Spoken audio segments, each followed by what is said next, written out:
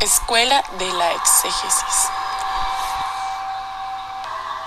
Exégesis, que proviene del griego exégesis, que significa extraer, interpretar objetivamente. Es un concepto que involucra una interpretación crítica y completa de un texto, netamente científico o investigativo, aunque en algunos casos también puede ser filosófico o religioso. La expresión escuela de la exégesis ha sido empleada en el siglo XX para designar la obra de los comentaristas del Código Napoleón entre 1804 y 1904, en referencia tanto al método de interpretación como al respeto frente al texto. Está vinculada sin ninguna duda a la enseñanza del derecho, según había sido organizada a partir de 1804, que comprendían en particular el dictado de los textos, esto es, los artículos del Código Civil. Entonces, la exégesis es el método clásico de la interpretación de la ley, que surge con la promulgación del Código Civil francés del año 1807. El Código Civil francés, conocido como Código Napoleónico o Código de Napoleón, es uno de los más conocidos códigos civiles del mundo y uno de los textos legales más influyentes de la historia. Denominación oficial que en 1807 se dio hasta entonces, llamado Código Civil de los Franceses, aprobado por la ley del 21 de marzo de 1804 y todavía en vigor, aunque con numerosas e importantes reformas.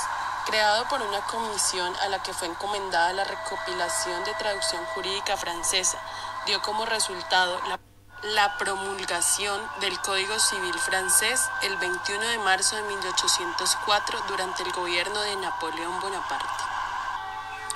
Métodos de la escuela de la exégesis. Método exegético puro.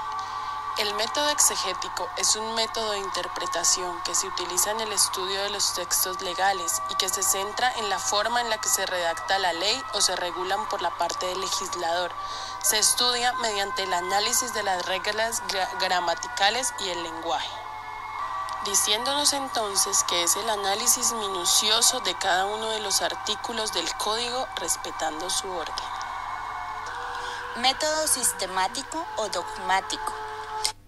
Es un proceso mediante el cual se relacionan hechos aparentemente aislados y se formula una teoría que unifica los diversos elementos.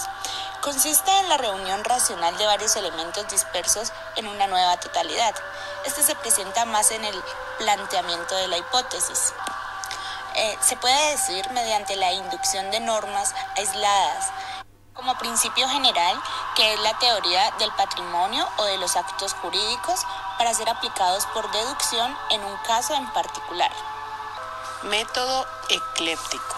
Consiste en usar los mejores elementos de varios métodos para formar uno nuevo, pero agregados a una idea definida para lograr un objetivo más amplio en la enseñanza de la lectura. Respetando el orden estructural del Código Civil, que su orden son títulos, libros, secciones o capítulos, elaborando construcciones jurídicas sin ceñirse al orden de los artículos. La escuela de la exégesis francesa depende de dos fases. La primera, de 1804 a 1825, y la segunda, intento de renovación. Principales representantes de la escuela de la exégesis. Primera fase: Aubry y Raoul Mercaid, Raymond Theodore Troplong, de Francia, John Austin, Inglaterra. Segunda fase: Baudry, Lacantinière, Labef, Bonfoy, Saliers, Beudant, Bonicace. Consideraciones de algunos autores. Claude Bouffnoir postula que el código contiene en sus preceptos el derecho civil. El sistema jurídico es considerado como cerrado y completo, en el que no existen lagunas. La labor del intérprete ha de construir e indagar el pensamiento del legislador. Este es el único recurso para interpretar la fórmula dudosa y oscura. La condición no tiene relación con los antecedentes sociales, políticos anteriores a la obra de codificación.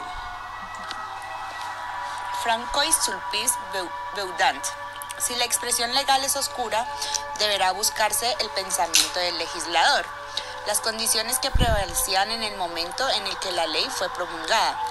Cuando una ley es clara, no es ilícito eludir su letra. Ningún principio jurídico que no esté contenido en los códigos es válido ni aceptable para la interpretación de la norma. La ley es el fiel reflejo de la intención del legislador, la cual permanece inalterable en el tiempo. Julian Bonincase. El objeto del estudio de la norma jurídica y puede considerarse como la regla aislada del contexto legal para ser analizada en sí misma, que es el análisis gramatical, en relación con las demás normas que deriven de ella, que es el análisis lógico, parte del todo orgánico que constituye el ordenamiento jurídico, en el análisis sistemático. Con el desarrollo de la vida social se demuestra la insuficiencia de los textos legales, entonces se buscó un método perfecto para la verdadera interpretación. Así surge la teoría dogmática. Louis Stephen Saint Laurent sostiene que los códigos no dejan nada al arbitrio de un intérprete, ya por misión al hacer el derecho, pues ya está hecho, no existe incertidumbre, el derecho está escrito en texto auténtico. En conclusión, se le debe el primer esfuerzo sistemático y metódico sobre la interpretación de la ley a la escuela de la exégesis.